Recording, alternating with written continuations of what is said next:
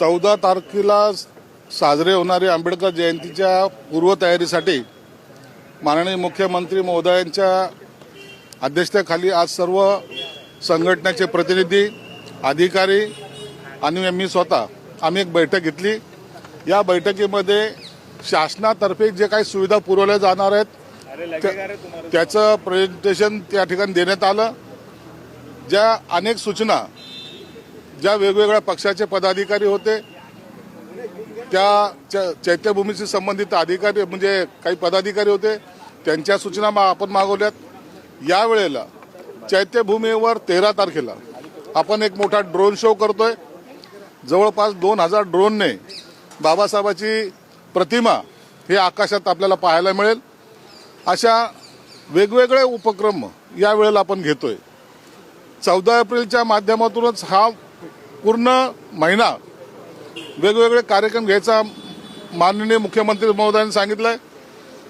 आता या महाराष्ट्रामध्ये अनेक ठिकाणी गेल्या वर्षी जे काही मंजूर झाले होते त्या 1200 कोटी रुपयाचे हॉस्टेल त्यांचे भूमिपूजनाचं काम सुद्धा या महिन्यामध्ये सर्वीकडे सुरू होणार आहे।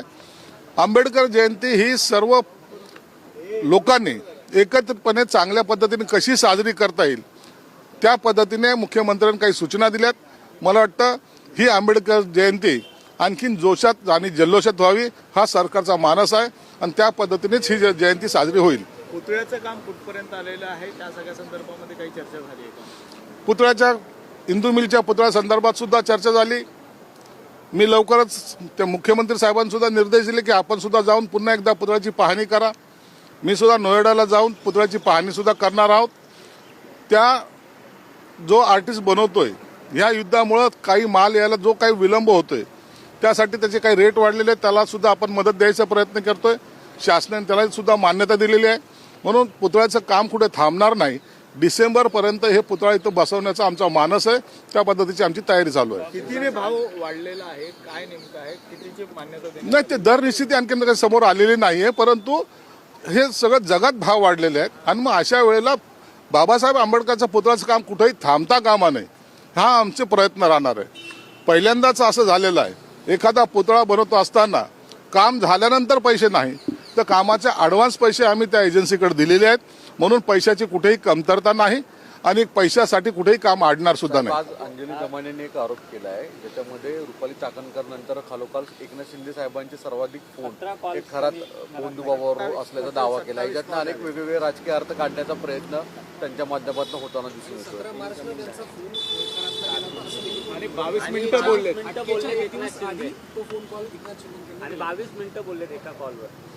हे बघा मी पहिल्यापासून सांगतोय की भोंदू बाबा जो खरात आहे त्याला त्याचा तपास पोलीस यंत्रणा करते।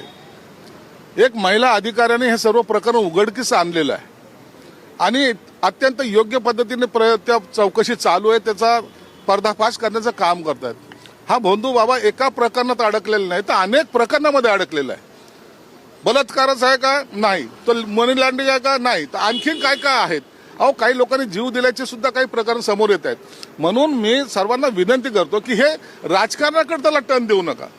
मला काही वेळेला असं वाटतं की ते खरातला आपण वाचवतो की काय, म्हणजे आरोप प्रत्यारोप कुणावर होत आहेत, ज्यांनी खरा गुन्हेगार आहे तो बाजूला आणि इतरांना आरोप जे काही चौकशीत समोर येईल मग कोणत्याही पक्षाचा असू द्या, कोणताही नेता असू द्या, त्याच्यावर कारवाई सरकार करणार आहे।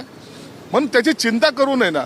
आता रोज एकच विषय चालू आहे खरात आणि त्याच्या संबंधित असलेले पुढारी।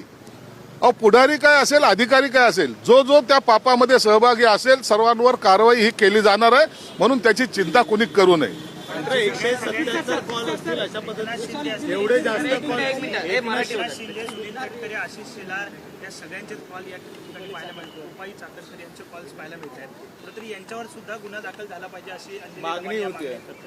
100% जे जे त्या गुन्ह्यामध्ये संबंधित असतील त्यांच्यावर गुन्हे दाखल होणार आहे हे मुख्यमंत्री महोदयांनी जाहीर केलेलं आहे। म्हणून तर थोडं वाट तर पाहिली पाहिजे। कशाचे फोन होते, काय होते, अनेक बरोबर माझ्याबरोबर फोटो आहेत। याचा अर्थ मी गुन्हेगार जर असेल तर मलाही जेलमध्ये गेलं पाहिजे ना। मी कुणालाही असं स्पेअर करा असं म्हणतच नाही आम्ही, परंतु त्या खरातानी ज्या पद्धतीचे गुन्हे केलेत मला वाटतं महाराष्ट्राच्या इतिहासामध्ये इतका भयानक गुन्हे करणारा हा पहिला गुन्हेगार असावा। म्हणून त्याच्यावर एवढी कडक कारवाई झाली पाहिजे. ही जशी सगळ्यांची इच्छा आहे तशी आमची सुद्धा इच्छा आहे. ताई आरोप करतात आणि सोबत अंधारेताई पण आरोप करतात. त्या म्हणतात की एका मोठ्या मंत्र्याच्या फोटोवरती फुली मारली, मुख्यमंत्र्यांचा फोटो होता का तपास करा. अहो एकदा तपास तर करू द्या. एका दिवसामध्ये सगळं काही खाली होणार नाहीये. तपासाला थोडा टाइम लागतोय. ते थोडा टाइम लागू द्या. थोडी कळ काढा. सर्व गुन्ह्याचा सर्व पर्दाफाश होईल.